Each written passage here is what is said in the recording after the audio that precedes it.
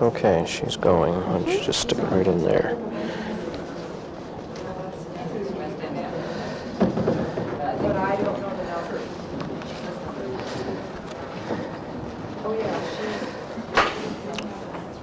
Well, good morning. I'm not Dirk Brown.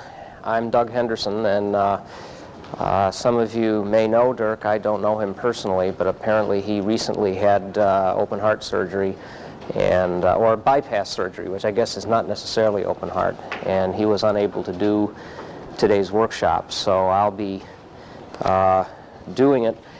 Am I going to need the microphone, or can you all hear me all right back in the back? Can you hear? Well, maybe I'll just hold on to this. Is that better? Okay. I'm a university professor by trade, and I'm used to walking around and laying my notes down on a table next to me. I'm not comfortable with a podium, but we'll see how it works, because I'm going to want to refer to my notes. The workshop is entitled Issues of Denial and Adoption, and when I was asked to do the workshop, it was with the idea that most of the audience would be mental health professionals in the adoption area. I understand that that's not necessarily the way it's worked out, and that in fact there may be some of us that are mental health professionals and members of the adoption triad, or somehow involved in adoption personally.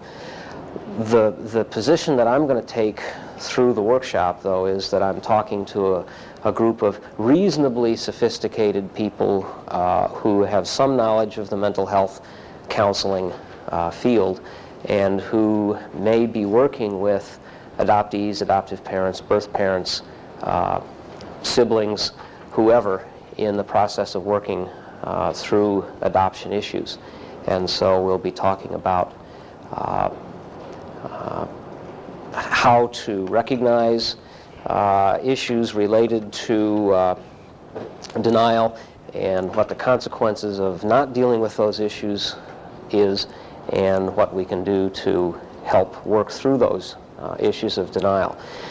So that we're all singing out of the same hymnal, sort of, I've got a one-sentence definition of what denial is, and probably if you have a common sense idea, you're just as well off.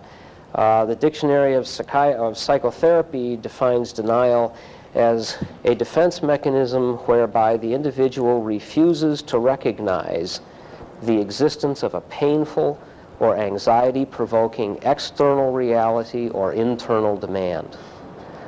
So when you're denying something, you're playing a game of let's pretend. Let's pretend that reality is different than it is out there, or let's pretend that my own internal feelings are different than they are in here. And by playing let's pretend, we make our lives easier. And the problem, of course, is that pretending doesn't make it so. And we need to recognize denial and to work through it. Some quick examples of what might happen with denial in the adoption area. I know of an adoptee who was in psychotherapy for 6 weeks, and he forgot to mention to his therapist until 6 weeks into therapy that I was adopted. And, she almost fell off of her chair.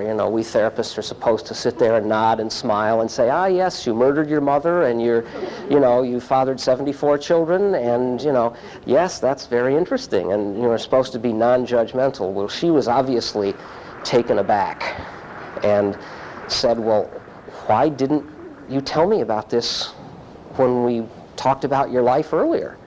And I said, well, I didn't think it was important. And as I forgot the name of the book now, but Portnoy's Complaint, after 400 pages of the book, wherein the main character talks through his psychotherapy, his therapist says, well, now we begin. And when it came up in my therapy that I didn't think that being adopted mattered, that it wasn't important enough to even mention, it was then that we began the real work on myself. I lead a support group in Wisconsin, and we had a birth mother who was showing evidence at the very least of denial, if not of another defense mechanism known as repression. And the difference between denial and repression is denial, you know you're doing it. You know you're saying, hey, I don't want to think about this, so I won't. I'll pretend it's not important. With repression, you go one step further, and you don't even realize that you're denying. And this birth mother had gotten to the point where she wanted to search, and we said, well, for Wisconsin, you need to know the name of the hospital, the date of birth, the time of birth, birth weight, attending physician. With that information, we can go to public records and help you locate your adopted out child. And she sat in our meeting in tears because the whole birthing experience for her was so painful that she couldn't even remember the day or the week or even be sure of the month in which she'd given birth. She hadn't thought about it in so long. Adoptive parents can deny. We see that a lot. Ken earlier this morning talked about how the agencies contributed to that by trying to match up. I mean, my adoptive parents and I don't know how they predicted this. My dad didn't start to turn prematurely gray until he was in his 40s. I started when I was 25. But my adoptive father and I are both prematurely gray and have curly hair, and in the mid-1940s, agencies could match up children like that so that adoptive parents could deny, could pretend that I was their birth child. So those are three sort of major examples of how the three main sides of the triad can deny issues. Perhaps the first person to really recognize that denial exists as a major issue was H. David Kirk, who in 1964 in Shared Fate put forth the idea of what he called the rejection of difference. That one of the problems that adoptive families have is that they pretended that there was no difference between being adoptive parents and being more traditionally constituted families. That's, at one point, was what was encouraged by agencies, and I think that's one of the things Ken was referring to in terms of how things have changed now from the way adoption used to be practiced.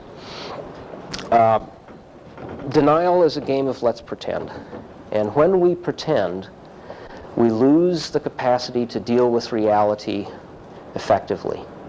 And to the extent that we're pretending that people are not who they are, that people don't exist, that important aspects of people are not important, when we deny, we reduce our ability to deal with other people in our environment as real and to deal with ourselves as real. What I want to do this morning is spend about the first half or so of our time with me doing most of the talking. We'll run through some of the issues in denial, such as what kinds of things are often denied, the signs of denial, how a therapist or a friend or a person oneself can recognize that you have an issue that you're denying, a therapeutic issue on how to go about bringing up denial in treatment, how to point it out, how to get around it, how to get through it, and what happens when denial remains unresolved. That'll be the first half or so of our time. The second half, what I want to do is bring you into a discussion from whatever perspective you hold as to two questions. First of all, and I have not seen a whole lot of work done on this in the research. My own personal professional issues don't involve adoption as much as they involve other areas of child behavior, so I can't be sure that this has never been addressed in the literature. But I want us to talk about the question of, can it be possible for a birth mother who is mentally healthy, well-adjusted in every way, or an adoptee who is mentally healthy, well-adjusted in every way, to say, you know, I really don't need to know about my birth child or about my birth parents. It doesn't really matter to me. And other people can search if they want, but not me.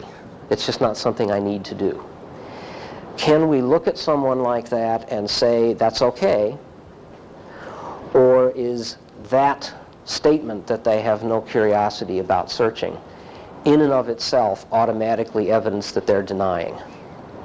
And that's an issue that I've wrestled with personally when I meet other adoptees who say, as I said in about 1971, I really don't care. You know, my birth family, they gave me up, that's all that they had. That's the only piece of my life that is important to me, is that they gave me up, and I have a family that I love, and I don't need to have that information, and I'm perfectly healthy, so there. I said that about a year before I ended up in therapy for something else and discovered that the main issue was adoption. The second question that regardless of how we answer the first question, I mean, if we should decide that it's perfectly okay to not want to search, and that we can look at a person and decide that their not wanting to search is an okay not wanting to versus someone else who's not wanting to search is evidence of denial. If it's okay to not want to search, do we as mental health professionals or people interested in adoption have an obligation to say to that birth parent or to that adoptee or to those adoptive parents who say, oh, my children don't have any questions at all. If they did, they'd talk to me. And they haven't talked to me, so I know they don't have any questions. You know, that's, I think, denial. But if we decide that denial of a desire to search is okay, should we encourage it anyway, given what you see almost every day in the paper, it seems, more and more evidence of genetic determination of various behaviors. And I've got a brief list of things that I've just been noticing in the last 6 months or so that have come out in the news.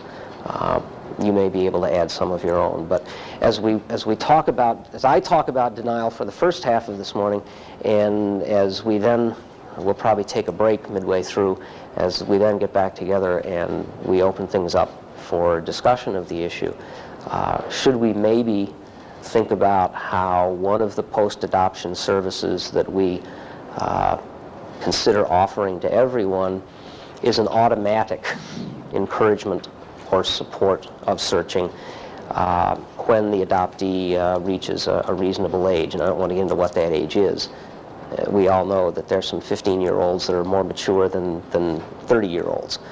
But should we, in fact, look to encouraging everyone to a reunion, whether they say they want it or not, simply from the point of view of the life history information that may be important? Okay. Back to the first issue of sort of the content of things. What kinds of things are often denied? And who can deny them? Adoptees can deny a number of issues related to their adoption. First, they can deny that they were adopted at all. And I think I was a good case in point there. I simply didn't think to mention that it was important, and it's not a major component of my personal identity. I think of myself as Doug Henderson, you know, psychologist, teacher, woodworker, outdoors person, and then maybe down the road, adoptee. But if I never think of myself in those terms, then that's probably good evidence of denial. Denying curiosity about the birth family. Again, I've mentioned that. When you run into an adoptee who says, I really don't have any need to meet them. I don't have any questions about them. Why should I? I have a family that I spent, 19, 29, 39 years living in. Why should I care? Denying feelings about adoption. Denying the feeling that, why would somebody adopt a baby out? What was wrong back then? Why, the three things in our society that are holy are God, mother, and apple pie.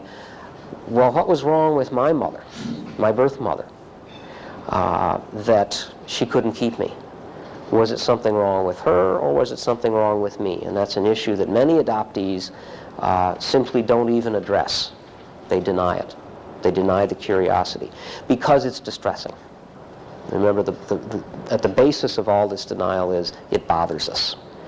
It's uncomfortable, so we don't think about it. Denying the need to search for the birth family. For whatever reasons, and frequently the cause for denial is we don't want to hurt our adoptive parents. I'm not going to turn this into a testimonial on my own search experience, but I think I'm fairly typical of adoptees in that I put off the search for a full year, in my case, working up the courage to talk to my parents because I didn't want to hurt them.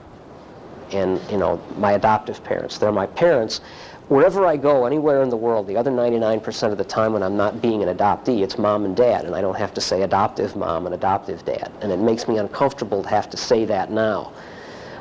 But just to keep the players straight, I didn't want to hurt my adoptive parents, and so I delayed searching for a full year because I knew that I needed to talk primarily with Dad about those issues.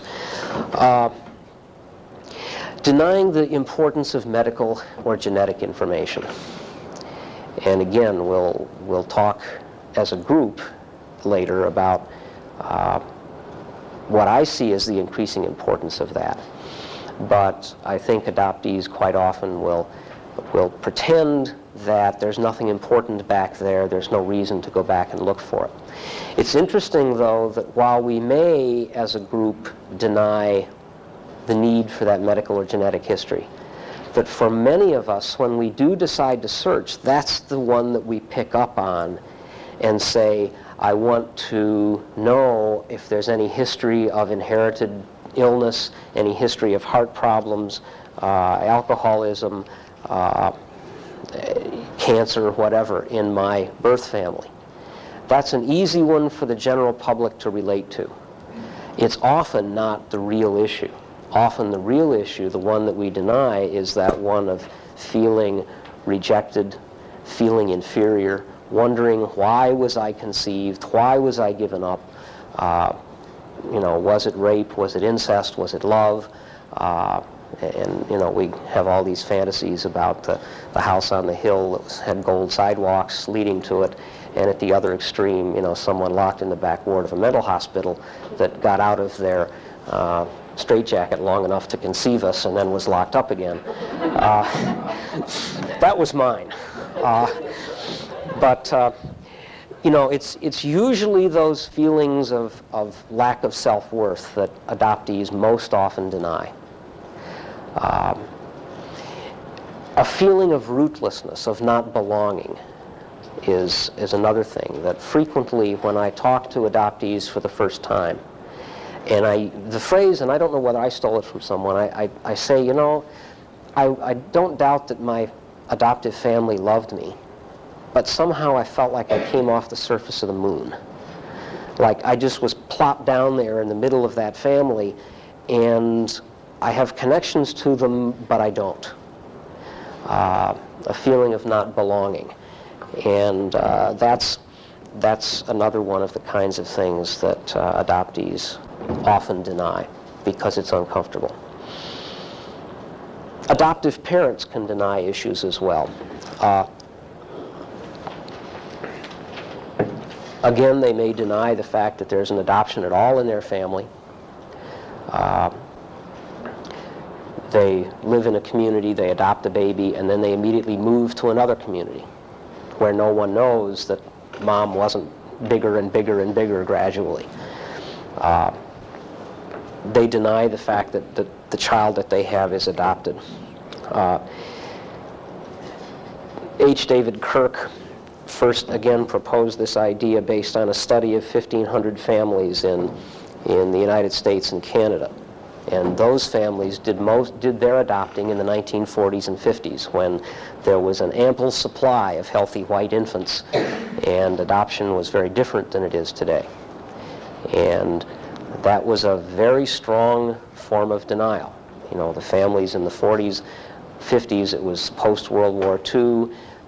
The name of the game was money and kids and families, and everybody had their station wagon and their 2.5 children, and adoptive parents wanted to join that group. And so they denied that they even adopted a child. The reason that many of those adoptive parents adopted is often denied, and that's the issue of infertility. The hurt that they have, the fact that they tried and tried and tried, and in the case of many, there were stillbirths, early term miscarriages, the accusations of whose fault is it, the nibbiness of the neighbors and the relatives. There's a whole series of hurts around infertility, not the least of which is the fact that when you finally adopt, I mean, if you've been married 6 years and you haven't had any kids yet, you can maintain the fantasy externally that, well, we're both working on our professions, or we're waiting to get financially secure, or we don't think we're mature enough to have children yet. We want to have some time together. And internally, between the spouses, there can be that, we wish we could get pregnant, we'll keep trying. And, you know, we can joke a lot about it's a dirty job, but somebody's got to do it. But somehow lovemaking isn't quite as carefree and light and as much a growth and a contribution to the marital relationship when there's that little voice in the back of your head going all the time, I hope this time works, I hope this time works. And when you've gone through that for years, especially in the 40s and 50s, when a lot of those of us in this room may have been adopted if we were adoptees, everything was, you know, let's get on with the family. That was the years of the My Three Sons and the Brady Bunch, and that whole idea that Leave It to Beaver, Lassie, everybody to be fulfilled had to have children. And adoptive parents frequently have a lot of hurt around that. Adoptive parents can also deny the pain that their adoptees experience.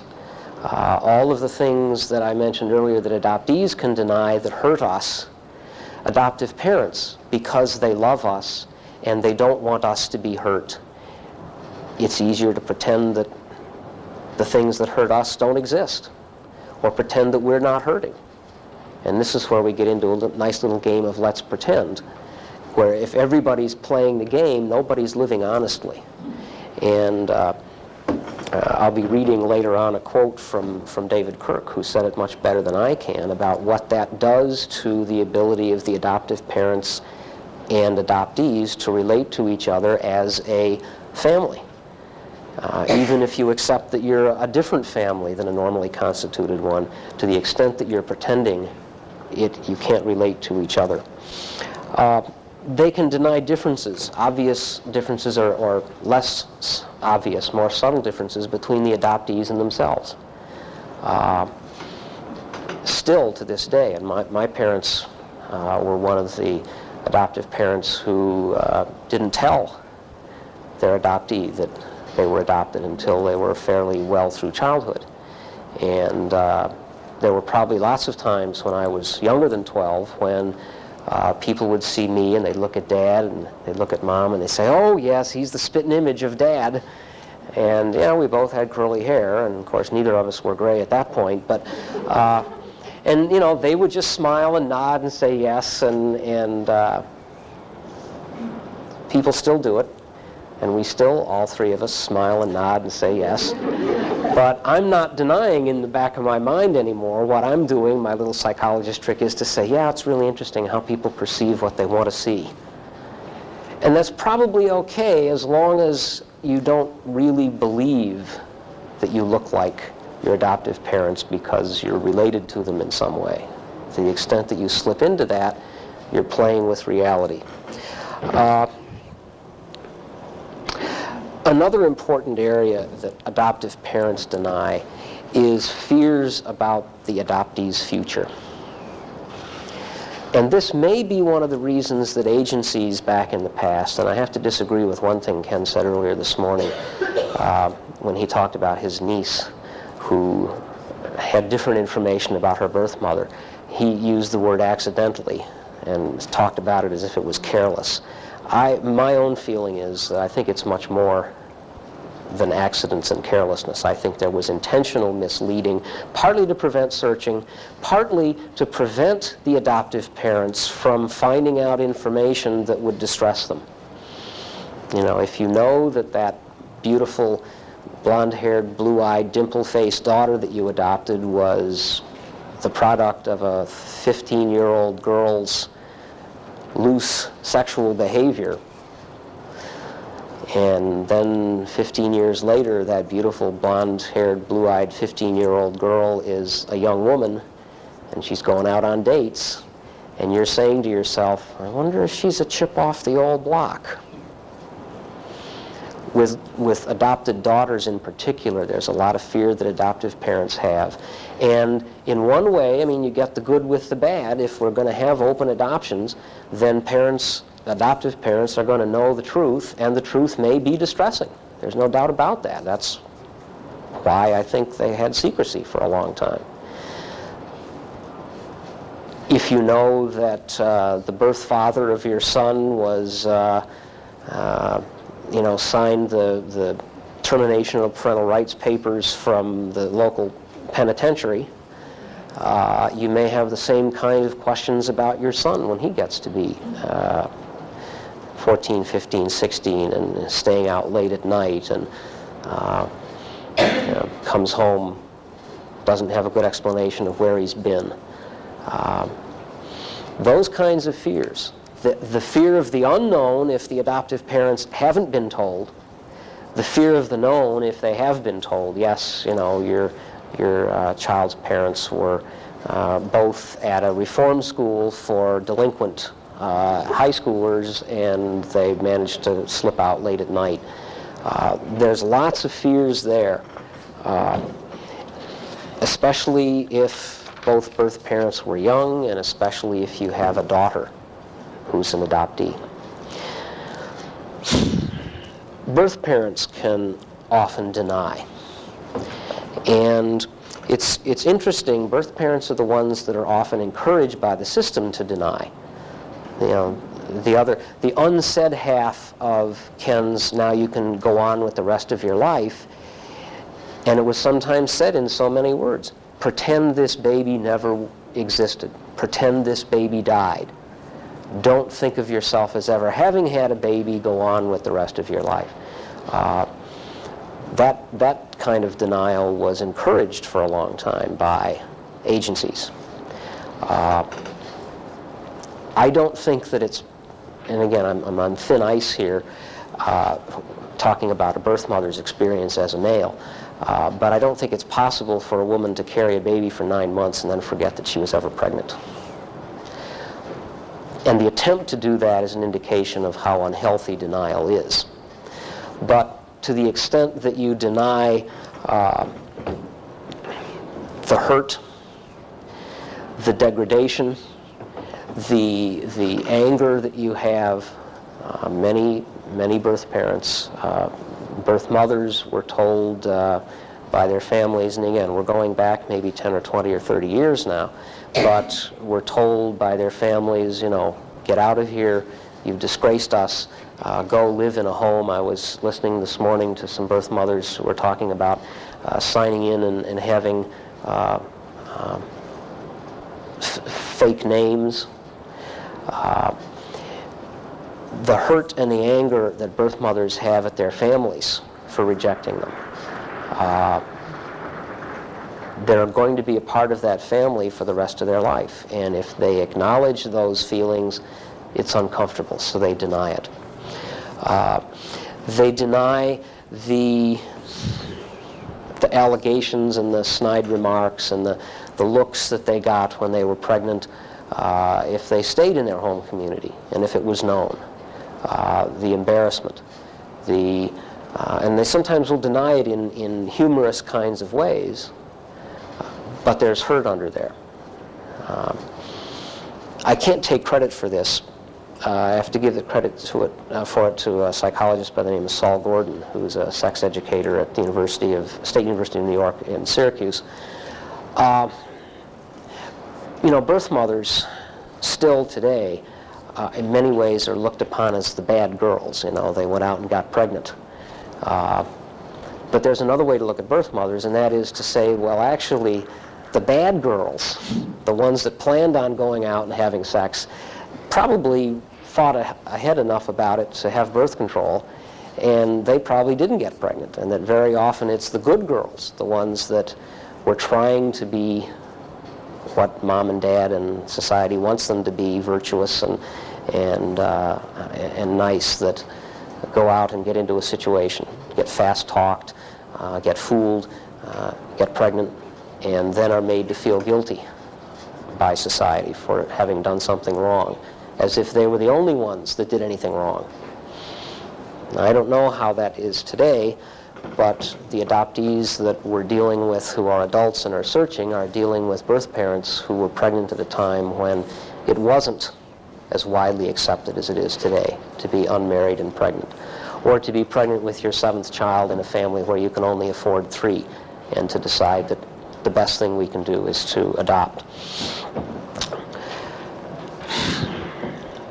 Birth mothers may be angry at themselves for getting pregnant, be angry at themselves for not keeping the baby, be angry at themselves for letting agencies or families pressure them to give the baby up.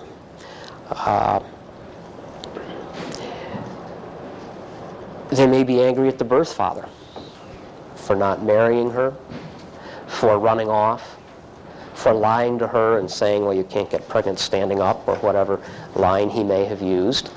That anger is also often denied. I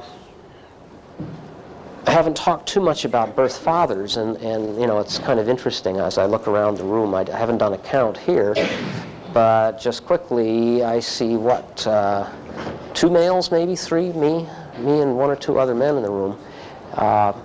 As I look at the list of who else comes to our support groups, it's mostly women.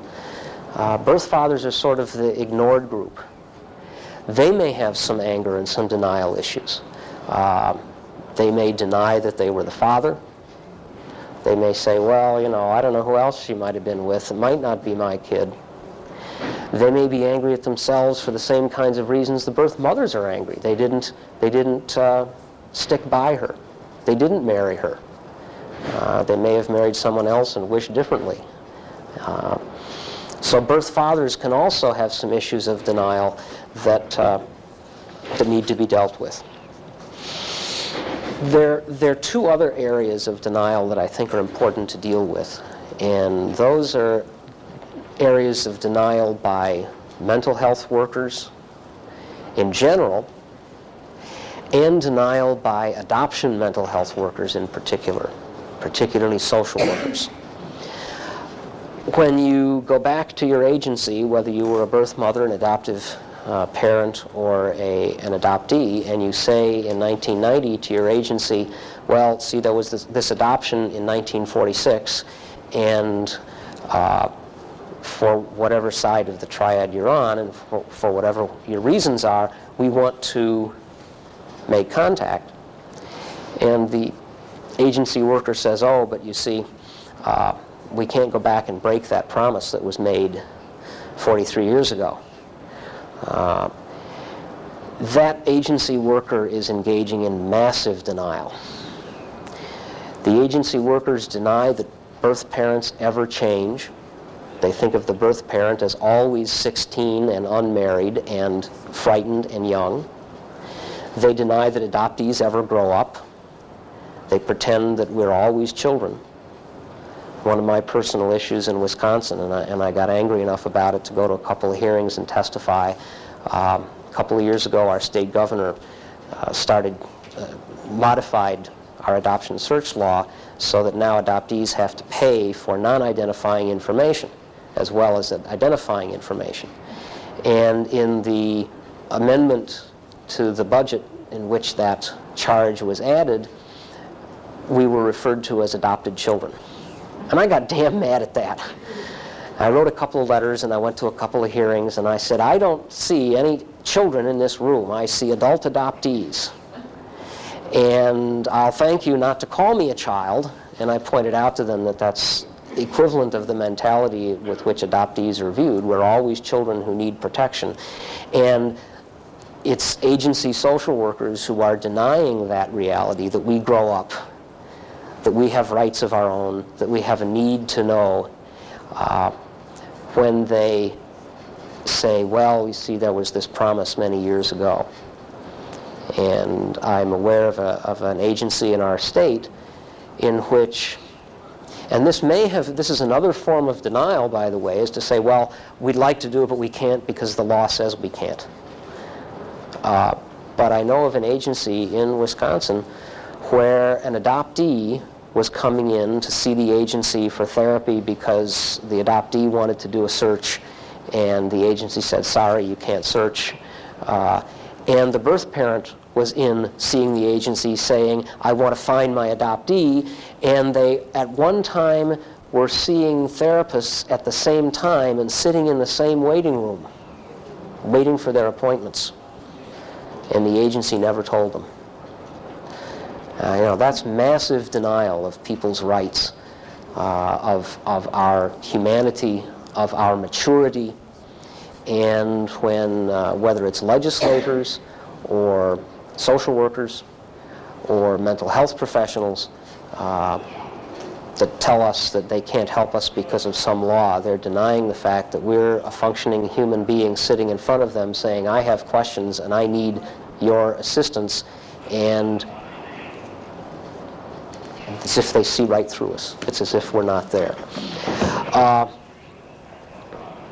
They deny that adoptees ever grow up. They deny that birth parents ever change. They deny that their mediation of adoption demeans and insults adoptive parents. A number of years ago, I heard a presentation, and the fellow who made it said, now, be assured that this is meant to be done tongue-in-cheek, that this is a what-if situation. But he said, wouldn't it be nice if we could, as we add fluoride to the water to protect our teeth, that we could add some other chemical to the water that would prevent pregnancy? And he suggested calling it LOCK, L-O-C-K. And that in order to be a parent, you had to go before, we license drivers, we license hunters. What more important thing is there than to license parents? And so that to become a parent, to get a chemical that he might call unlock, get a prescription to undo the effects of the lock in everybody's water, that you had to go and take a test to be a parent and prove that you knew what a baby's needs were, that you had the means to support the child that you wanted to conceive, that you understood the risks involved that increase the likelihood of child abuse, that you were going to stay married for at least a few years and not adopt today or have children today and get divorced tomorrow, that you weren't having a child to keep the marriage going. He said, wouldn't it be nice if we could do that? But he said, of course, we don't do that, and so we have child abuse and we have lots of unsavory things that happen to children in our society. But adoptive parents are the only kind of parents that have to take a test in order to be a parent. You have to prove, first of all, that you can't have kids of your own. And then you have to submit to having someone come into your home and to go and talk to them and tell them how wonderful you are and how much you love each other and how much you love this child. And they have to approve of you. And when social workers do home studies for prospective adoptive parents and don't accept the fact, deny the fact that that process is demeaning and insulting to the adoptive parent, they're denying reality. And of course, one of the hurts, again, that adoptive parents have that they often deny is the fact that they had to apply for parenthood. And they look at, any 17-year-old couple can go out and get pregnant and get a marriage license and be the worst parents in the world to 10 kids. And here, quite possibly, they would be the best parents in the world, and they have to go through hell and high water to have one. So the social worker who mediates that process denies that that's an insulting, demeaning process. And adoptive parents often deny it by saying, oh, it's so wonderful, we wanted this child and we were willing to do anything. Social workers deny the responsibility to admit past mistakes. I think Ken, one of the wonderful things that he's doing is getting up and saying, yes, we made mistakes in the past and now we've got to rectify them. I heard him in Eau Claire a couple of years ago, and he told a story about counseling an adoptee who wanted to search and going into agency records and going back and finding the history and finding things written in the history. And he said, my God, who was the person that wrote this awful stuff? And then he discovered that it was himself. We all change, and so do social workers. But when you deny that advice that you gave in the past was wrong, that's something that impedes your performance today. Particularly, there's a problem in denial if a mental health professional or a social worker is a member of the triad. And again, I'm sensitive to that myself as an adoptee who's also a child psychologist. We often tend to be blind to our own areas of weakness. One of the things I learned when I trained to be a psychologist is that you don't have to be perfectly mentally healthy and perfectly normal to be a psychologist. Heavens knows there wouldn't be any psychologists if that was the case. But at least you're supposed to be aware of where your areas of weakness are. What kinds of clients you have a hard time dealing with. What kinds of issues you're good with and what kinds of issues you're bad with when you work with someone.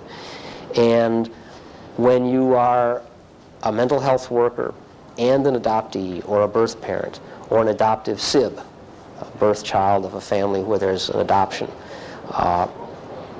one needs to be particularly careful for areas of denial in that way. And I will tell a story about a colleague of mine who, a number of years ago, I did my search 6 years ago. Shortly after I did my search, I came back to school the following fall and was just, it was the best thing I'd ever done for myself. I was happy as a kite. I was, I think, a different person, although I didn't recognize it at the time. Friends told me they saw it, but I didn't see it. And I sat down with him and I told him about this, knowing that he was an adoptive parent. And his response was, Doug, don't you think you're overdoing this a little bit? Now, this was a well-respected clinical psychologist in my hometown, a member of my faculty, a colleague, a sort of mentor of mine who I had looked up to and thought, this is somebody that I really respect. And he's telling me, don't you think you're overdoing it? I think it's interesting that within the last year, both of his adopted, now young adults, have come to our group. And one of them has actually anteed up, and for a 19-year-old guy who's in school, $20 is a lot of money, but he's actually anteed up the money and joined. He's still thinking about whether he wants to search. He comes to virtually every meeting and just sits there and listens. He's processing what he wants to do. And to his dad's credit, his father has now come around and, in fact, encouraged the younger of his two to come to the group. But mental health workers are no different than anyone else. We deny our own uncomfortableness and pretend that it doesn't exist.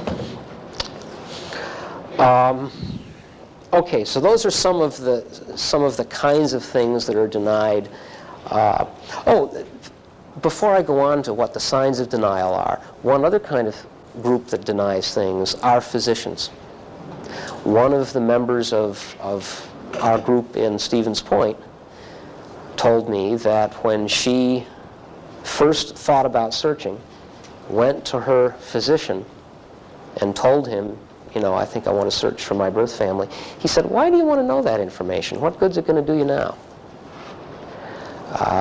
So it's not only mental health professionals and adoptive parents and adoptees and birth parents that deny, it's physicians, it's lawmakers. It's anyone who looks at a member of the triad and says, why do you want to know that information? Why can't you just forget it? Let the past be the past. That's all denial. Some specific signs of denial. And a baseline assumption should be, if you're working with someone who is involved with adoption, is that to some extent, at one time or another, virtually everything that I've said about the three sides of the triad, at least, in terms of denied issues, has at least crossed the mind of that person. It may not be a major issue, but it's at the very least crossed their mind. And for them to just simply say, well, you know, that doesn't bother me, don't take that at face value. Assume that it may, in fact, be more important than they are letting on. Certainly, the one that I've mentioned already is simply forgetting to tell you that they're a birth parent or that they're an adoptee. And of course, you don't know that. Most adoptive parents, it comes out more quickly, I think. But you don't know that they're denying it until 6 weeks into therapy. They say, oh, by the way, and you find out some new information. That's automatically evidence of denial.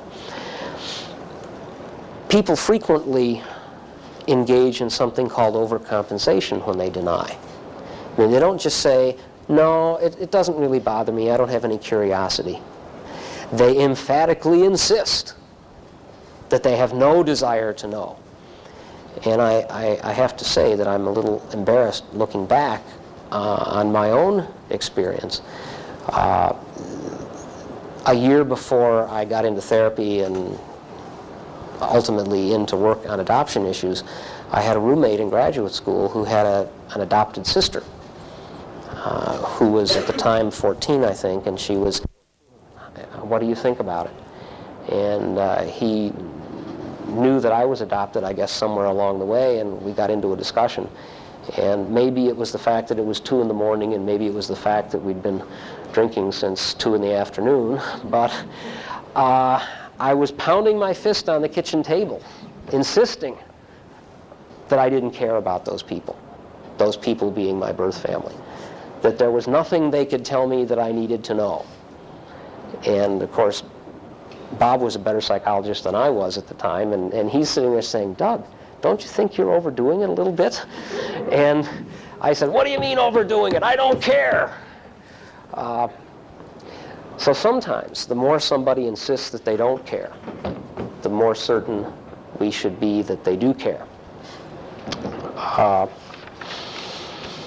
Less obvious signs of denial, but I think ones that we may well relate to.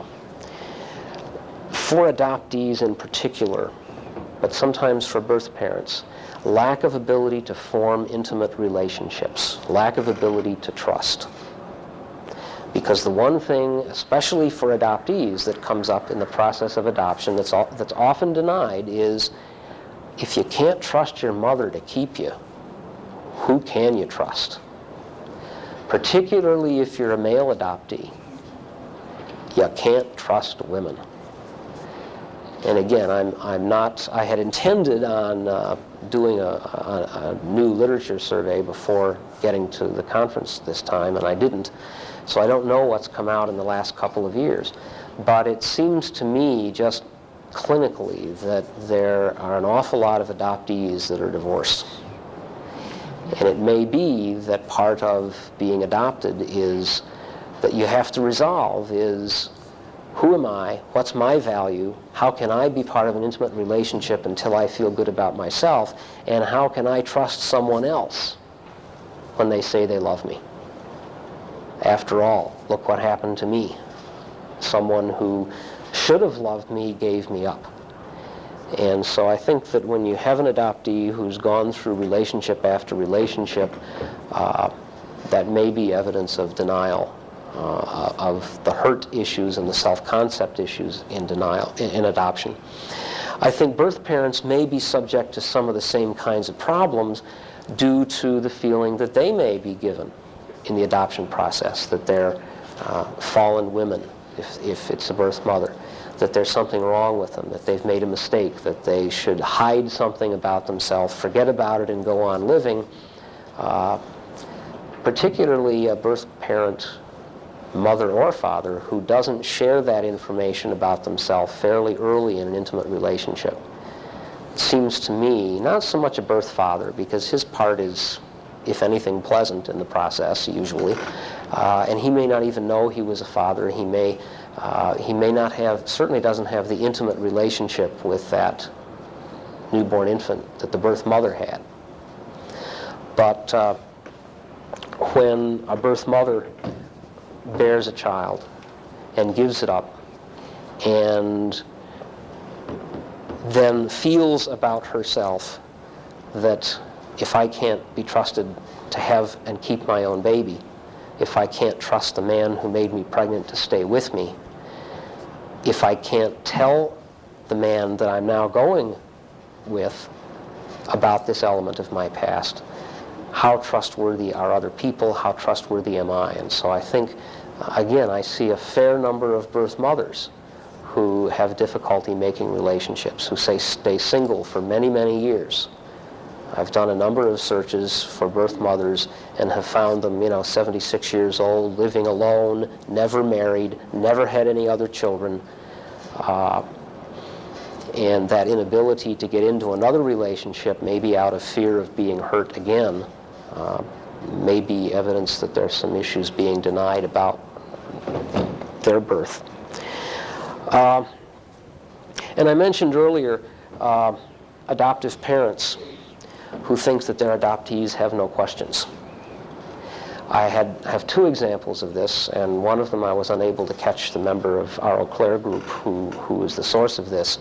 But she's, in fact, the Eau Claire group leader, and in her home, adoption was talked about all the time. The phone's ringing several times a week. In fact, she's in undergraduate school now, looking to be a social worker. She's employed part-time as a search worker for a social agency in Eau Claire. And one day, her adopted daughter came to her and in a very tentative way asked a question about her adoption. And the mom said, well, how come you didn't, if you have these questions, why didn't you talk about me? I said several times, if you ever have questions, I'll be glad to talk to you about it. And she said, well, I didn't want to hurt you. And, this is in a house where adoption was talked about all the time. And it was very clear that adoptees had questions, and birth parents had questions, and adoptive parents had questions. And yet, we still have the adoptee who doesn't want to hurt their parents. Another adoption worker in central Wisconsin is a woman who's Korean, and she adopted a Korean boy. And she was convinced that she had talked to him and that he had no questions about his birth mother and that everything was hunky-dory. And then she was listening at the top of the basement stairs one day when he was down in the basement playing with a friend of his, and was astounded to hear her son say, when I grow up, I'm going to go to Korea and I'm going to find my birth mom and I'm going to ask her how come she gave me up. And she was just blown away that in a home where all of this was open and she thought she'd talk to him, he had those kinds of questions. So when adoptive parents, even if they have talked openly with their children, or think they have, when they say that, oh, my child has no questions about adoption, no problems with it, they are probably denying, and their adopted child may be denying also. When you the third major issue that I want to cover is bringing up in therapy. When, as a therapist, you suspect that there is an issue about adoption that's being denied, how do you go about bringing it up? And the same thing can apply to those of you that may be friends of a member of the triad. If you are a member of the triad yourself and you're denying, I'm not sure how this is going to sit with you. But the thing that's important about denial is that it's the contents, whatever it is that's being denied, is being denied or started to be denied because it was painful. Defense mechanisms help us survive. There's nothing necessarily bad about them except to the extent that they allow us to distort reality, and then we're living in a pretend world. But if you walk right in, whether you're a therapist or a friend, and sit down and bluntly confront someone and say, I think you are denying issues of importance about your adoption, what's liable to happen is that unless the time is right for that person who is denying, the confrontation, the premature bringing up of the issue is only going to make the denial more strong. And you'll end up with creating a greater problem, because their first reaction is going to be, no, that doesn't bother me. If it bothered me, I'd talk about it. I haven't been talking about it, therefore it doesn't bother me.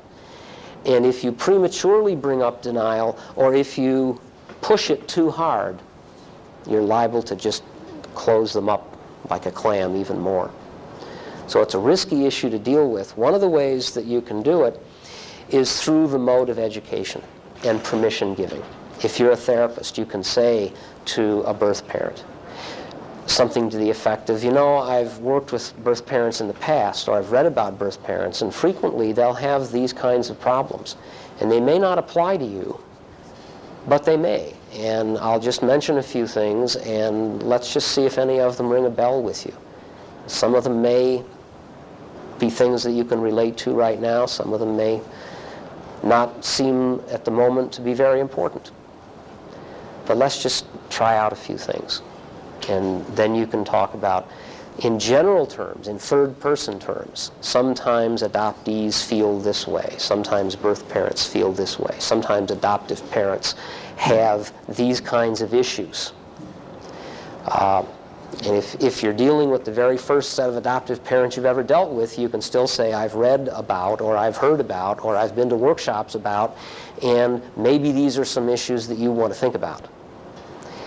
That way you can bring up the kinds of things, the hurts at infertility, the embarrassment at everyone knowing about a family private matter, the wondering about how valuable you are as a person. You can bring those up in therapy and not run the risk of sending the person out of your office saying, I'm never going back there again.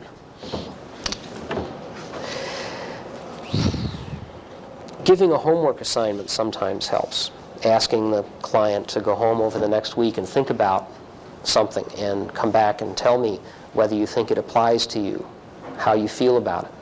Have you ever felt this way before? Why might someone who's adopted feel insecure? And perhaps as they think about it in the abstract, they'll relate it to themselves. Sometimes the content of things that is denied is simply impossible to change. It's hard, if not impossible, to change the fact that a couple tried for 5 or 6 years to conceive their own children and couldn't, and then adopted. When that kind of issue is the content of the denial, the way to move past that issue is to go back to it and deal with it now, and let the parents feel now how embarrassed and how ashamed and how angry they were at having to go and ask permission to have a baby. Deal with it as you would with any other therapeutic issue. How do you feel about it? What do you think about it? What can you do now to move beyond it? If the contents of the denial are things that can be resolved by a search, if the adoptee wonders about birth history, if the birth parent wonders, is my child still alive? Does my child hate me? And they've been denying those kinds of issues, then to the extent, and things differ state by state, to the extent that you can support and encourage a search to find that information out so that it won't have to be denied anymore, so that the curiosity can be answered, that may be a way to move past it. Sometimes even just admitting and saying, even though I'll never get an answer to this question, I have it. It's a real question. It's a concern that I have. Sometimes just that, admitting that you have a concern, can in many ways relieve the pain of the concern. Going to search and support groups frequently is a way of moving past denial issues. That's something that I'm going to talk about tomorrow in a workshop I'm doing on counseling adoptees post-search. But one of the things that a search group can do, especially when there's content that you simply aren't going to be able to answer, you maybe can't complete a search, you can find out that there are other people who share your feelings, share your concerns, your frustrations, your hurts, your angers, and that can allow people to move through. The consequences of unresolved denial. If you're denying something and you go on denying it and you don't ever deal with it, generally involves some level of dysfunction of behavior. For the adoptee and the birth parent, continued inability to form intimate relationships, continued defects in self-concept, feeling that there's a part of you that's missing. Something that I know is going to be discussed in a couple of other workshops, one of which I think is going on at the moment. There's some question about whether there are similarities that all adoptive children have, this issue of the adopted child syndrome. And for whatever reasons, and I can think of several, what we frequently see in adoptees is extremes in behavior. We're either extremely good or extremely bad. And my own personal feeling, as one of the ones that was extremely good, is that, once you've been given up, surrendered, given away, rejected, whatever term you want to use and how you're feeling about it, now you have another family. And boy, I don't want to be given up by this family too, so I better be really good and make my parents really happy and make them glad that they adopted me. And so adoptees often, the clinical term is we're overachievers. We do better than predicted if you only predicted our future by our age and our adoptive family background and our IQ. Maybe we're doing good because we're not dealing with those issues, and we're afraid to say, hey, I want to drop out of college and become an auto mechanic. But that would let my parents down, and I don't want to disappoint them. I want to make them proud of me, so I'll go to college and I'll get this degree even though it's not something I really want to do. So subsuming your desires in favor of the family's desires may be evidence that an adoptee is denying adoption kinds of issues. At the other extreme, sometimes adoptees are really bad. It's as if what's going on is they're thinking, well, I was given up once, I must have done something wrong, now I've got a new family. How much do they love me? If I'm this bad, will they give me away? Nope. Well, if I'm this bad, and they move a little further, oh, they're still keeping me. How about if I'm this bad? And so they're testing.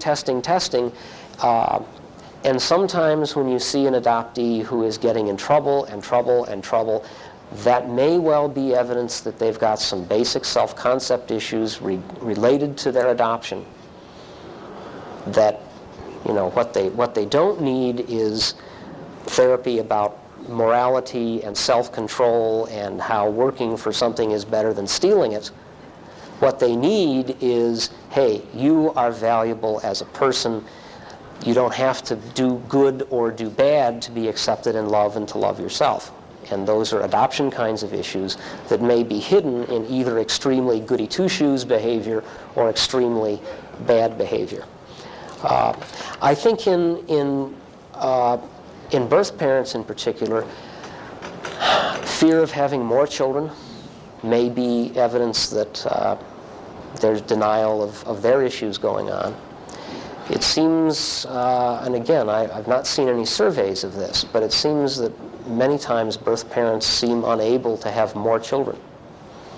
I know of 3 or 4 birth mothers who had the one child that they gave up for adoption and then developed some sort of problem. Infertility, never finding the right man, whatever, they never have another child. And it may be that there's a fear there, and we're learning more and more about fertility and psychological states. I'm not a medical specialist, but there's lots of cases where adoptive parents try to have a baby, and they can't have a baby, so they get on the adoption list and they get an adopted child, and then 3 months later, guess what, honey? In fact, we had an adoptee in our group who had been trying, she and her husband, for 5 or 6 years. She'd been told she had almost complete blockage of her fallopian tubes. She'd never be able to get pregnant. They were on the list to adopt. She had been trying for a number of years to find her birth family. She came to our group, and a week later had met a half-brother, knew who her birth mother was, and 9 months later had her first child, and 9 months or 10 months after that had a second. And both times her gynecologist was just amazed. And I don't think it's chance. I think there was probably something in her that was holding back, that was uptight, that when she completed her identity and did her search, she was able to relax. But difficulty in bearing or having children may be an adoption-related sign in any member of the triad. And David Kirk talks about what happens when adoptive parents deny the differences in adoption. And I'm just going to read briefly from him, and then we'll take a break and come back for the last maybe 40 minutes or so and discuss the two questions. Kirk is talking about when he did his research in the 1960s, looking at 1,500 adoptive families in the United States and Canada. And he talks about the rejection of difference idea. And he says, I suspected it was not good for the relationship between adoptive parents and adoptees, and that rejection of difference or false consciousness on the part of adoptive parents would tend to disturb their relationship with the adopted child, since it probably inhibited their capacity for empathy with the special problems that only the adoptee experiences. The result, I argued, the result of this rejection of difference, would be diminished communication with the adopted child, and therefore probably less strong solidarity between the members of the adoptive kin group. And so when adoptive parents deny, one of the long-term consequences and signs of unresolved denial is a less than close adoptive family. And again, individual case information is not necessarily always proof, but in my own case, in the 5 or 6 years since all the secrets came out, and I've met my birth family, and my half-sisters have been entertained in my parents' home, and they've all know each other, and included in the menagerie of baby pictures and now grandchildren pictures on my mother's refrigerator are pictures of my half-sisters' children. The relationship that I have with my parents has turned and is better now than it ever was in the first 36 years that I was their son. And so resolving those kinds of issues and getting past denial can really open up relationships to their full potential. How are you feeling about taking like a 5-minute break? Okay, I've got 11:44. Why don't we come back at, is 5 minutes long enough? Let's come back at 5 to 12. That's 10 minutes. At 10 to 12. And we'll talk about, should we consider lack of desire to search normal, and should we encourage people to search?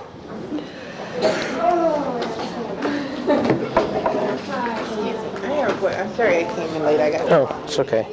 I have a question. Shut this off here for a second. This marks the end of session number 4, tape 1. Please turn now to session 4, tape 2. Are these going to be edited before they? No. No? Guess I can't say any dirty words then. Okay, thanks.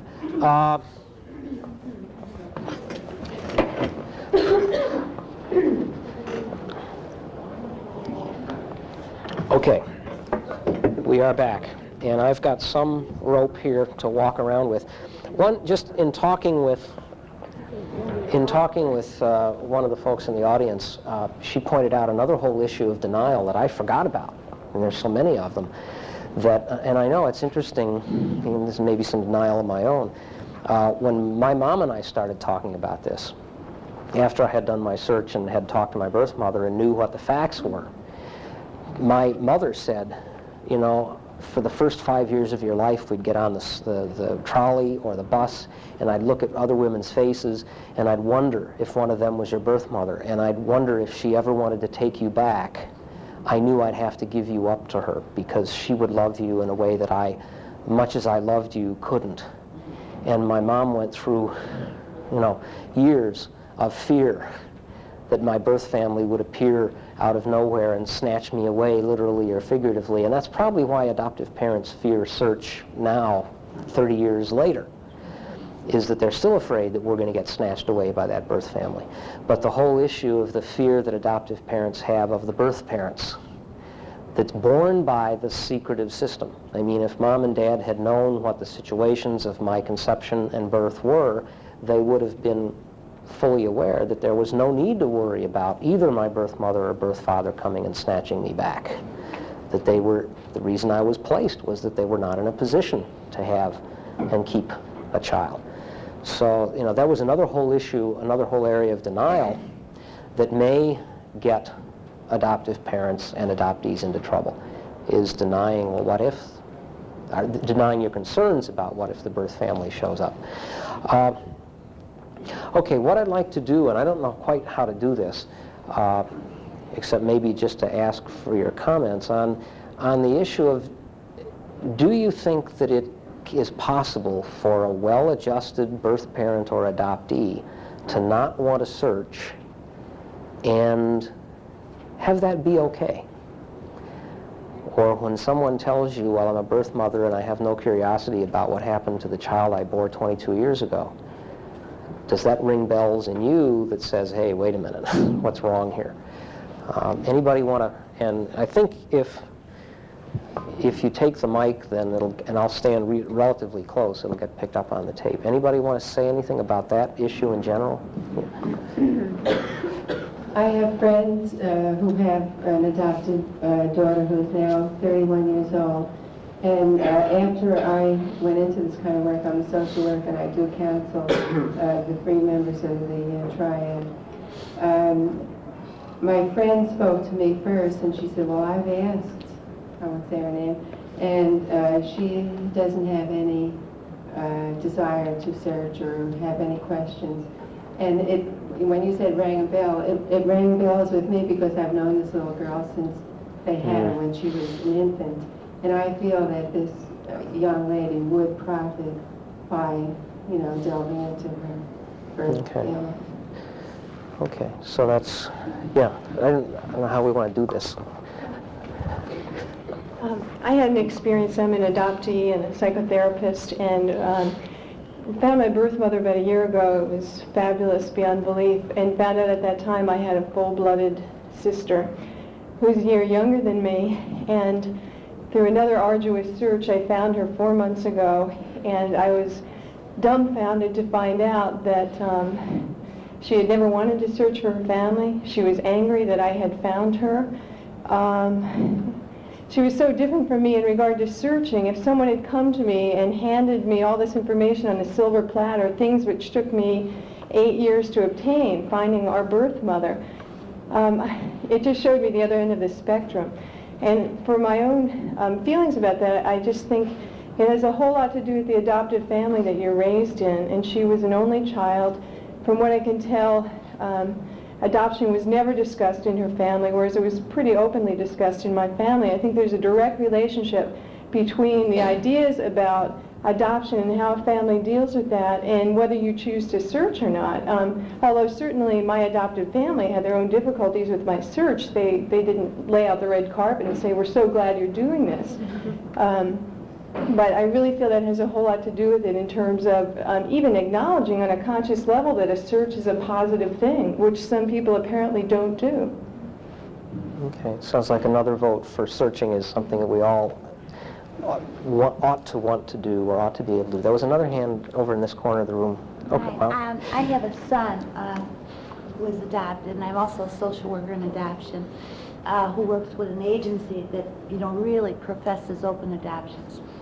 And I brought it up throughout the years with him. Yet he maintains that when he's married and he is a father of his own, that's going to be the appropriate time for him. So I don't know how to interpret that. if not now, later. That, by the way, most of you have probably seen this, one of the reasons that I think more women search than men, and the time that women usually search, is about the time they begin to think about having kids of their own, and they begin to wonder what's in their background. So it may be that it's different. The desire to search for a man and for a woman may be different because of the biology of it. I have a question, and that's Okay. that, do you ever, everyone here talks about the search and the contact as the same thing. Do you ever separate it? I wanted to search and waited for 10 years, but I wasn't sure I ever wanted to contact. A lot of people, like your son, are confusing the two. I mean, he's putting the contact together with the search. He could do the search now and wait. Well, see, we know where his mother is. We don't Oh, know. well. So the contact is the only thing left for him. The search is Has done. he checked out her life at all without her knowing it? Yeah, I think that's a good point, and it's probably good.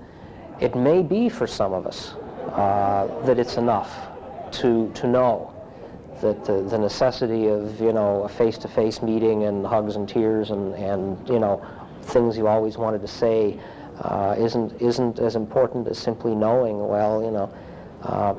my birth father's name was, and he lived here and he did this, and that's all I need to know.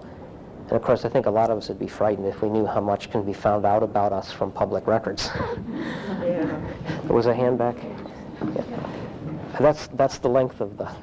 I don't think that it's possible to have total clarity on the issue, regardless of how families have dealt with adoption or how social workers have dealt with adoption, because there are external influences from the family. When the child gets into school, media, there's a lot of misconceptions, be it for the adoptee, the adoptive parents, birth parents, and so I think that just completely muddles the best efforts of everybody once that child ventures out of the family. So the denial comes in for a variety of reasons, but I do think it's there. And I've dealt with a lot of adoptees especially, and I think that the ones that come along and say, no, it's not important, I don't really buy it. I know a number of us have noted the number of adoptees who don't do their search until their mid-40s, and just coincidentally, of course, it had nothing to do with this, but my adoptive dad died 5 years ago and my adoptive mom died last month, and now I'm doing my search. And for the benefit of the people who will hear this on tape, there's lots of nodding heads. Did you have a... Just another comment related to, it just seems kind of paradoxical to me that adoptees are sort of traumatized by the experience, yet in the average good family, you're in this coercive situation where when you bring it up, you're being disloyal. And it's like a double whammy trauma, because you can't even, in the healthiest of families, talk about the pain that you've gone through, because it's a way of saying to your adoptive parents, weren't we good parents? Didn't we raise you well? How can you even bring up these issues? My mother and father always said, we can talk about it, and they told me some tangible information, but that pain in their eyes I saw whenever I did ask, it was nonverbal. It told me, don't ask these questions. They're too painful for me to answer. And so I just feel like a lot of work needs to be directed towards, it's healthy for adoptive children to ask and to talk about the pain. That would be the healthiest situation. And that it's not a reflection of the adoptive parent's ability to parent, but rather that's the norm, that would be a normal question for any child. And that's not really acknowledged by adoptive families. Okay, thanks. Maybe we can move into what I thought was sort of the second question, and that is, whether or not it's healthy if you don't want to search. Should we maybe encourage search as a normal process of adoption? Now, there were a couple of hands up, and I don't want to cut those people off, but I'll get you in a second, and then... I had simply wanted to point out that I think we're overlooking the siblings. of the adoptee and their feelings and how they feel about whether or not they want to search, whether the birth parents are searching, whether the adoptee is searching, and whether or not the reunion is successful, and just what this means in the lives of those siblings.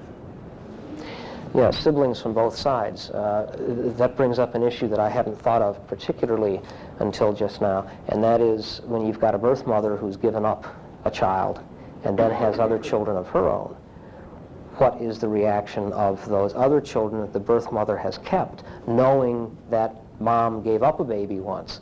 And maybe some of the same kinds of testing and extreme behaviors that I talked about seen in adoptees, who think I was given away once, I better be real good or I'll get given away again, or how bad can I be and still get kept. Maybe some of those same issues arise with siblings of adopted out, why the language doesn't have a word for that, with other children that a birth mother has subsequent to an adoption. Did you? I just wanted to bring up an issue that I think relates to both of your questions. That's it's come up several times in our group about adoptive parents coming to the group that want to do a search for their child's birth parents. I'm talking about usually adult children or later teenage children at least. And we have quite a few adoptive parents that have come that wanted to do a search, but the child was in denial and didn't want anything to do with it necessarily at that point. And then we're always in this dilemma of, do we help this person? It's not the principal person. And I don't know if anybody has any advice on that. Any advice on that issue? That's another general issue, I think, for most search groups, is at least the way we run Adoption Information and Direction is that you don't push somebody to do a search, and you don't do a search as a surprise. Here's a 25th wedding anniversary present, honey. This is the child you gave up for adoption 26 years ago. And I had a husband of a birth mother come to me with that request that for her birthday he wanted to surprise her, and I said, I think maybe you'd better have her come to a meeting and talk about this. I did the search for them 3 months later, and they've had a wonderful reunion, but I thought, no, this is not what you do to surprise somebody. Well, it's no one searches but that person that was, that can own the history and the background. I know in Michigan, one approach we use is to use the central registry as a beginning point, not to force the issue or a judgment one way or the other, but to educate around the law. Because so many people don't know the law or don't know the registry exists, and they approach, an update in the file without the plan to search, and then it can turn into that without being pressured. Yeah. I know there are a lot of people that object to registries because it's a continuation of the third-party mediation of somebody else telling us what's good for us, but I think that there is a value to those, and it does facilitate when you have two adults who want to meet each other. And the publicity of the registry at least allows people to know that it's possible and that it's okay to ask these kinds of questions. I'm an adoptive parent whose son's birth mother found him when he was 14. My daughter, who was 2 years younger, denied that she was interested in searching. So rather than do anything more, I told her that I would do the searching, which I did, but I didn't make a contact. I gave her the information. Within a week, she had contacted her birth mother, so her denial was fake. Yeah, that's something else that I noticed in the process of doing my search. As I got into, my birth father had died about 2.5 months before I found him, but he had 4 brothers and a sister, and they all had children. And when I showed up on the scene, it seemed like pretty routinely the first reaction was, no, we don't want to meet him. And then an hour or two later, or maybe 10 minutes later in the conversation, they'd say, well, yeah, maybe we do want to meet him. So it may be that with anything new, I'll go back to what Ken said earlier, the first reaction to it is, no, I don't want to, why should I do that? And then it takes a little while, whether it's weeks or months or years, to make it your idea. I just wanted to respond to Betsy's question, and I feel that we absolutely have to include adoptive parents who come to us for help in searches because they are part of the adoption triangle, and if we don't help them, then are we leaving them out of the triangle? Yeah, there's some real issues there. I mean, we have a state of Wisconsin search program where a birth parent had some medical update information, and the state went to contact, and this was an adoptee who was 40 plus years old, and the state called the adoptive parents and said, do you want us to tell your son this information? And the adoptive parents said no, and it ended there.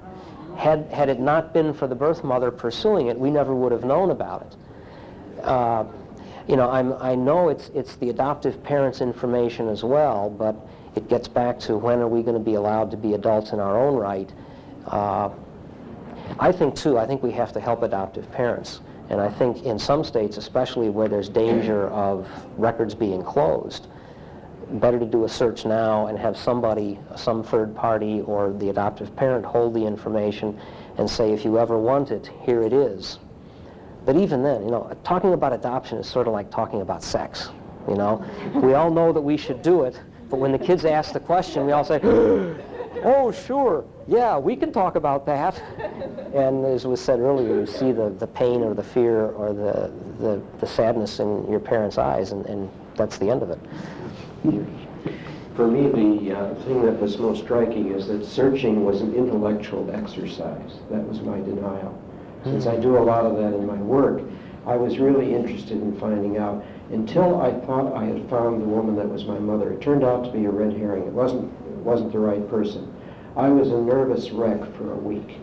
I realized that all my denial, that this was just looking around and trying to find out, was absolutely fake. I was wiped out. I was sitting on the floor, shaking.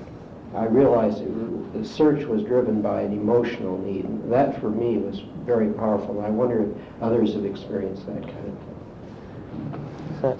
Yeah, thank you. I think that's sort of similar to what I was saying as we say we're searching for medical history, because that's sort of, but what we're really searching is why was I conceived, why was I given up? Was there a hand? Yeah. As a representative of an agency that has been working with searching for quite a while, I really feel that for so many years we really ignored the adoptive parents in preparing them for this experience of searching. It's something that agencies have kept their eyes closed about, and even search groups and so forth have, the adoptive parents are the ones that often are ignored the most. And I hope agencies or professionals you're working with or know will recognize that the adoptive parents are really the key to the whole thing, practically. If they really work with them right, and if you even today prepare adoptive parents that this is going to happen in the future. Yeah. One of the things that to toot our group's horn a little bit, Adoption Information and Direction in Wisconsin actively recruits all three sides of the triad, and we have, amongst our 7 group leaders and our 5 or 6 additional state level officers, we've got, and we try intentionally to keep roughly equal numbers of adoptive parents, birth parents, and adoptees. And there's something great about that, even if it's not your own birth mother that you can talk to. I know, and for me it was an Alma meeting, the first birth mother that I ever talked to.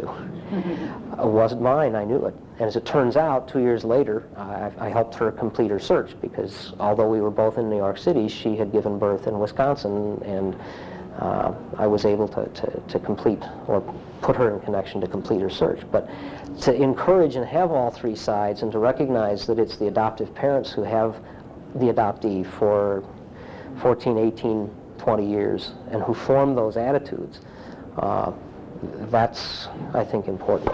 We just got somebody new here. You have to get up out of your chair, I'm afraid, yeah. I have a question about how hard to persist with a search when the adoptee says, I'm not interested, go away and leave me alone. How long and how hard do you persist? I wonder if anyone else has had that kind of experience. As a birth parent. And where she's very adamant that she wants no information and no contact. What do you do? Keep trying, or say... How was the approach handled? In a variety of ways. Through a third party initially, and then personally, through letters and so forth. Did you check out her life so you understand her better? I'm in the process of doing that now, but it's difficult. It's for one thing, she's in another country, which makes it more difficult. But I'm not sure, obviously she's denying, because I'm not interested, I'm not angry, I'm not curious, I'm not anything. I'm not real either. I'm not here. Yeah. One response I have to that as an adoptee is I really like that I was in the driver's seat in terms of my search. If my birth mother had showed up one day, probably prior to the age of 30, I don't think I would have been receptive at all. I was locked in childhood rage and denial. And it's like you can You can give me away, I can be shuttled by adoption agencies, I can be put in foster care, but damn it, I'll do my own search, and no one's going to intrude on that part of my space. And so, I don't know, I mean, my thoughts are, let your daughter know where you are, and that at some point, when it's meaningful in her life, she's going to come to you. It's inevitable. But to push yourself on her is another form of the adoptee, the old perennial child, being jerked around by somebody who wants their piece of them. Yeah. I think that's true. I think there's the other issue too is that in general, for birth mothers, they suffer the same thing, you know, especially to the extent that they were young and powerless and told by parents, by agencies, by the courts, you can't make this decision yourself to keep this child. You have to give this child up. Probably being found is less easy to deal with than doing the search, no matter who it is you are, especially if you are a person who felt powerless in your part in the adoption process to begin with. Being found by someone else, you know, you didn't decide to do it, you didn't decide when or how. As a philosophy, our group believes that the birth parents and adoptees owe each other one contact, one conversation, and that after that, you say, this is who I am, this is where I am, it's up to you now to take charge if you want the relationship to continue. And now that's one of the things that when you do a search, you've got to be prepared. And this isn't supposed to be a workshop on search, but you know, you've got to be prepared to find that bad information, to be rejected, to find, as we were dealing with a search in Wisconsin now, an adoptee that died 10 years ago. And how do you bring that? How do you tell the birth parent that? Before you open that door, you've got to be prepared for whatever's on the other side of it, including rejection. And that's, again, if you deny what you may find. I mean, I say at my meetings every month, I say, if you're going to do a search, you've got to be prepared to find incest, death, rejection. And, you know, we've got a member of our group who has found incest. And, you know, she opened the door, and she's going to have to deal with it now. And before you open the door, you've got to have your feet on the ground about possibly being rejected. And it seems to me that all you can do is empower the adoptee in your case to say, okay, now I want to contact you. We got 10 more minutes here anyway. Yeah. Well, I work at the other end. I'm putting adoptions together, and in our agency we do open adoptions in regards to, you know, continuing contact after placement. And it's really amazing as we have trained our adopted families and they're all prepared for this ongoing contact. The struggle we sometimes most have is with the birth parents who are really feeling that they feel that it's kind of like the same old problem. We're not telling them they should go away and just forget about this child. They're telling us, this is what I need to go do. I need to go away and get my life together, and I don't want to share letters, and I don't want to share pictures. And it's just really amazing, because I think in the last 3 or 4 adoptions, our birth mothers didn't want any ongoing contact. Yeah. And the difference is it's their choice this time, as opposed to being told, you know, there's a social psychological concept called reactance. And, you know, if you were about to get out of your seat and go turn down the music because it was too loud, and someone says, would you please go turn down the music, there are a certain number of us that would say no. You know, that we want to do it. And I think, you know, this may be particularly a big issue for adoptees and for birth parents. We want to be in charge, and we want to make the decisions. And if, as a birth parent, you choose to say, hey, I know who he is, where he's living, now I need to. See, there's a difference between the birth parent saying, I need to go on with my life, and the agency saying, now you will go on with your life because we will not let you make the choice. In the back there. In answer to what you had just said, as an adoptee, I think in some ways it would be very important that the birth mother would leave some kind of information, even a photograph. If she wants to go on with her life at this point, fine. She may feel differently later on. But I think the adoptee needs some information, and should be stressed, if not for herself, at least for the child. So as the child grows up, they should be able to have some letters and even a photograph, so they're not dealing in the dark for their life.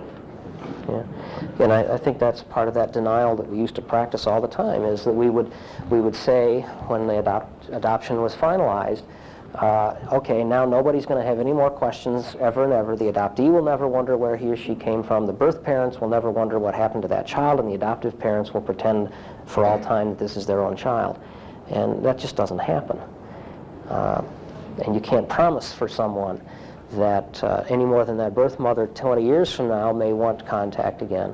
The adoptee may want contact in the future. But the nice thing about the open adoption is that presumably you've educated the parents. They won't be as threatened by it. They'll have the information, and it won't be, you know, having to pay lots of money or spend years and years trying to find information that should be your birthright. Other comments? I'm in sort of a unique position as I'm sort of adopted. I was raised on what was on my father's side of the family by his brother. Found out at the age of 39 that he wasn't my father. I'm also a birth mother. Plus, I'm the president of a search and support group. And I have worked in social work. So if you want confusion, do this. I find that what's happening on a lot of levels is we have to be careful, all of us, that we don't force the adoptee, the birth parent, the adoptive parent, the search groups, the agencies to do things without thinking down the road. If a person doesn't want to search or meet, okay, now, that's their choice. I think what you have to do is make sure somebody has the information, like you said. If you want me, this is where I am. And if a person isn't ready to search in our group, what we do is, a lot of people say we just want to register our information. You know, that's all. All I want to do, I don't want to have anything to do with it. And we say, are you aware of what the laws are? I'm from Canada, so it's different than in the States. Are you aware? Okay, if you want to know, this is where you get the information.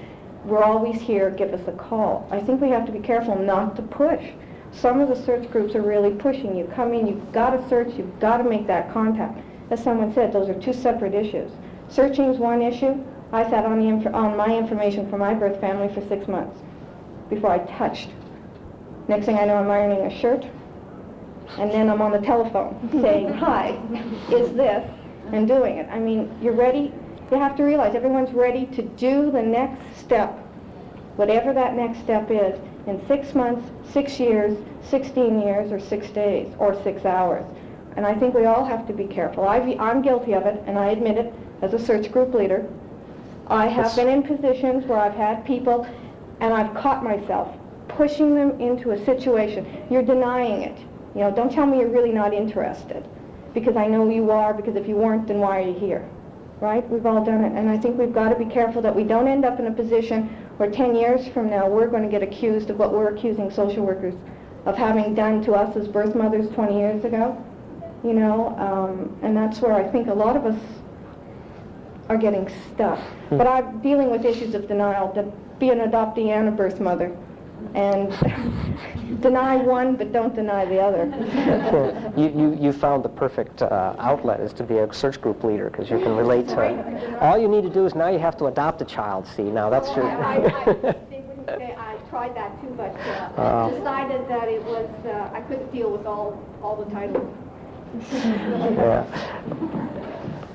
I have a question that's on the other side of the spectrum. I work in a group home with children that know their birth parents, they've lived with them, they've been adjudicated dependent, and now are so-called free for adoption. How much clinically would you push them to continue seeking if that's what their goal is? And we've done diligent search after diligent search, and they're nowhere around. But they know their parents. I'm confused. They know the identity, but they don't know the whereabouts? Exactly. Okay. Well, and they don't have that much history either at the age of 7, 8, or 10. They were in this so-called dysfunctional family, so it's it was a termination of parental rights, and now, yeah, that's a good question, and I think again, all you go back to, particularly for men, because men don't change their names like women do. People who are part of search groups know that there's lots of ways to trace people, And it's difficult, unless you have the aid of the CIA or something, to really disappear completely, particularly if you're male. It may take a long time if a woman's gone through several marriages, but if they know the material, if they know what the birth name was,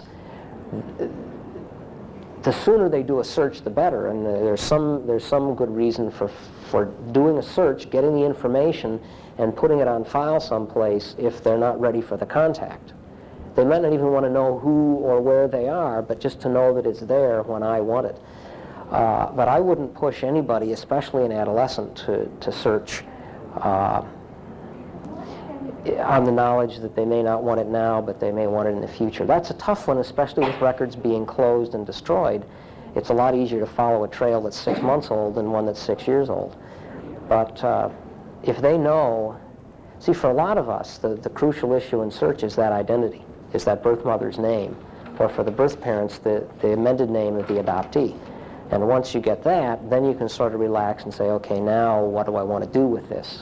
Do I want to contact? Do I want to get a yearbook picture? Do I want to go shopping at the store I know they work at, sell encyclopedias at their door?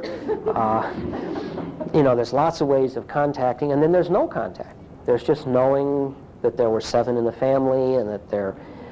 So I wouldn't push the kids.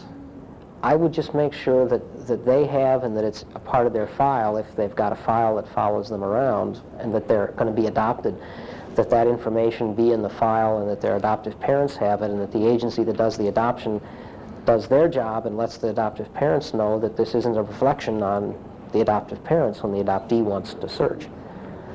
And I have another question to add to that. What if the child does not want to be adopted? He was in this family for 4 or 5 years, has this fantasy now of what his or her family was like, and now in the adoptive family he's just like, again, extremes of behavior towards the bad, and is constantly saying, I want to go home, my family was like this. And where you bring down reality therapy, remember you were abused, you were burnt, this, or so on. That sounds to me similar to the kid who doesn't want to eat their vegetables. I mean, I think there are times and there are issues when, as adults, we have a responsibility to say, this hurts to say, because I don't like to have somebody tell me I know what's good for you. And somehow you differentiate. You don't tell a kid, okay, you don't have to go to the dentist because it's going to hurt. You don't tell them, okay, you don't have to have your measles vaccination because you don't like needles. You say, I know you don't want to do it, but this is what is good for you. This is what you have to do. If it's a good adoptive home and the adoptive parents are willing to fight out those issues of having an adolescent who doesn't want to be there, I think if you believe in adoption, I think that on the other hand, if it's a 15-year-old versus a 9-year-old, I think at some point kids' desires have to be respected. And I wouldn't listen too much to a 9-year-old's not wanting to be adopted. I'd say, well, I know you're not going to like this, but it's, you know, and you can gripe all you want, but this is what's going to happen, and you don't have to like it. I don't want you to be happy about it, but this is going to happen. A 15-year-old, a 15-year-old,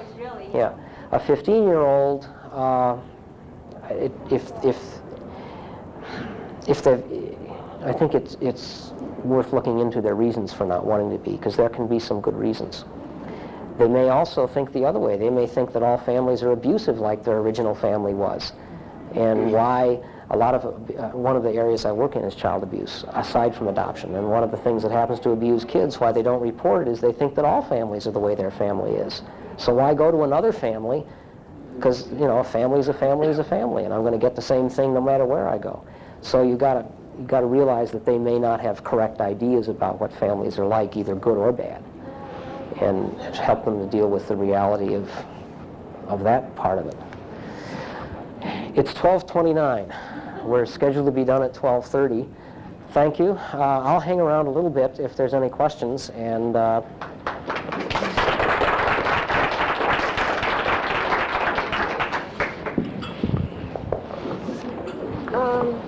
I do have a few questions. Sure. I'm an adoptee.